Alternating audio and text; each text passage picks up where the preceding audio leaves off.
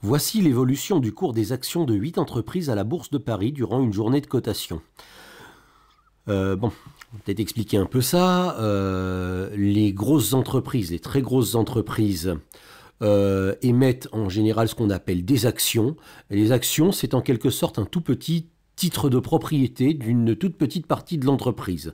Lorsque vous achetez une action d'une entreprise, vous devenez propriétaire d'une minuscule partie de cette entreprise, d'un minuscule pourcentage de cette entreprise, suivant le nombre d'actions que cette entreprise a émis. Et donc, la Bourse de Paris, c'est l'endroit où on peut acheter ce genre d'actions, et c'est l'endroit qui définit quelle est la valeur de ces actions. Et cette valeur, elle change, elle augmente ou elle diminue, suivant ce que les gens sont prêts à payer pour les acheter, ou sont prêts à fixer comme tarif pour les vendre. Voilà. Et donc, chaque jour, à la Bourse de Paris, pour chaque entreprise, on donne l'évolution, si le prix d'une action d'une entreprise a augmenté ou s'il a diminué. Donc, j'ai désigné par A, B, C, D, E, F, G, H les noms de 8 entreprises. Il y a l'entreprise A, l'entreprise B, l'entreprise C, etc. Et j'ai fait un tableau pour dire, durant une journée particulière, si le cours de l'action, le prix de l'action de cette entreprise, d'une action de cette entreprise a augmenté ou s'il a diminué. Par exemple, pour l'entreprise C, si je prends l'entreprise C, je vois que durant la journée qu'on considère, le prix de son action a augmenté de 2,71%. Par contre, pour l'entreprise E, si on regarde l'entreprise E, le prix de son action a diminué de 1,75%. Et donc, chaque augmentation ou diminution, c'est ce qu'on appelle une évolution du prix de l'action. Et je vous demande de classer ces évolutions par ordre décroissant. Donc de les ranger dans l'ordre. Ordre décroissant. Bon, on va voir. Peut-être vous savez ce que c'est. Si vous ne savez pas ce que c'est, on va voir ça un petit peu plus tard. De toute manière, si vous savez le faire, mettez la pause et classez ces nombres-là par ordre décroissant. Ensuite, vous reprendrez puis on vérifiera. Ok, si vous avez un petit peu de mal à classer des nombres positifs ou négatifs par ordre décroissant, je vous conseille de les représenter sur la droite réelle. Vous tracez une droite réelle, l'axe des nombres, et vous représentez chacun de ces nombres dessus. Et à ce moment-là, on verra tout de suite comment ils peuvent se classer dans l'ordre. Regardez. Ok, donc voici la droite réelle, voici l'axe des nombres.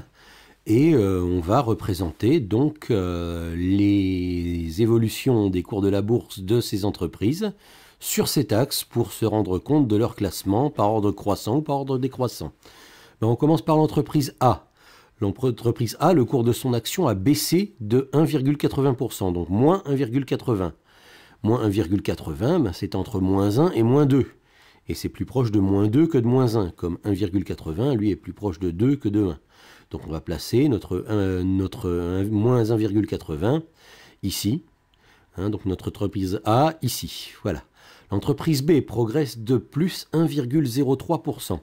Donc plus, on est du côté des positifs. On est à droite du 0. 1,03, c'est pratiquement 1. Donc il faudra placer le point correspondant à l'entreprise B juste presque sur le 1. Voilà, un tout petit peu à droite. Ici. Donc l'entreprise C, elle, progresse de 2,71%. Où placer le plus 2,71 sur l'axe des nombres? Bien, plus 2,71, c'est entre 2 et 3. C'est même ici, comme j'ai les demi-unités, c'est même entre 2,5 et 3. Et c'est un petit peu plus proche de 2,5 parce que le milieu entre 2,5 et 3, c'est 2,75. Donc plus 2,71, je vais le placer ici. Voilà notre point C. Le point D correspond à l'entreprise qui progresse de 2,22%. 2,22, c'est presque au milieu entre 2 et 2,5. On est toujours dans les positifs, on est toujours à droite du 0. Presque au milieu entre 2 et 2,5. Un peu plus proche de 2 parce que le milieu c'est 2,25. On va dire ici. Alors, on ne voit vraiment pas la différence avec le milieu. L'entreprise E, elle perd 1,75%. Donc moins 1,75%, on est dans les négatifs, on est à gauche du 0. Et on va se retrouver pratiquement au même endroit que l'entreprise A. D'accord ? Maintenant, moins 1,75 et moins 1,80, qu'est-ce qui est le plus négatif? Qu'est-ce qui est le plus à gauche? bien c'est moins 1,80 qui est le plus à gauche. Donc l'entreprise E va vraiment être tout à côté. Le E va vraiment être tout à côté du A. Un tout petit peu à droite, mais il s'en faut de 5 centièmes. Donc ça se voit vraiment pas beaucoup. Si vous l'avez fait sur feuille, je suppose que vous avez peut-être eu du mal à les placer distinctement. L'entreprise F, elle régresse de 1,39%. Alors, c'est entre moins 1 et moins 1,5 du côté des négatifs, donc sur la gauche de la droite réelle, hein, un peu plus proche de moins 1,5, l'entreprise F sera par ici. L'entreprise G régresse de moins 1,61%, donc elle va être, c'est dans la zone de A et de E, mais c'est quand même un petit peu moins négatif, donc ça va être un peu plus à droite. Ça va être ici, et l'entreprise H, elle, par contre, progresse fortement de plus 5,57%. Donc c'est tout à fait à droite, un petit peu après le 5,5. Voilà l'entreprise H. Voilà, et donc là, on a notre classement des entreprises, et on va pouvoir lire sur la droite réelle le classement par ordre décroissant qu'on nous demande. Hein, comme A, E, G et F sont très très rapprochés, si vous voulez y voir un petit peu plus clair, hein, on peut peut-être un peu zoomer. Voilà, regardez. Voilà, si je zoome un petit peu, je vais réarranger le graphique pour qu'il rentre. Voilà, il sort de mon écran. Je vais réarranger pour que ça rentre un petit peu. Là, on voit bien, on voit beaucoup mieux hein, le classement que A est à gauche de E, qui est à gauche de G, qui est à gauche de F. Voilà, donc je vais remettre ça comme c'était avant. Et donc là, maintenant, on va pouvoir, avec ce diagramme, classer ça par ordre décroissant. Bien, maintenant qu'on a ce dessin sous les yeux, hein, on va pouvoir classer par ordre. Il suffit de lire sur le dessin. Un petit détail, quand j'ai fait ma droite réelle, ça j'avais oublié de vous le dire avant, quand j'ai tracé ma droite réelle, j'ai quand même fait attention à la taille, à la grandeur, à l'unité que je choisissais. Hein, vous pouvez regarder sur le tableau. Hein, le nombre le plus grand positif, c'est 5,57. Le nombre le plus grand négatif, c'est moins 1,80.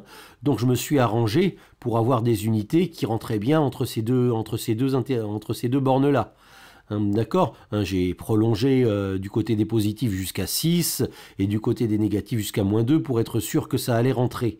Donc je vous invite, vous aussi, lorsque vous devez tracer une droite réelle pour représenter des nombres dessus, à bien choisir votre unité pour que tout ce que vous devez représenter dessus rentre.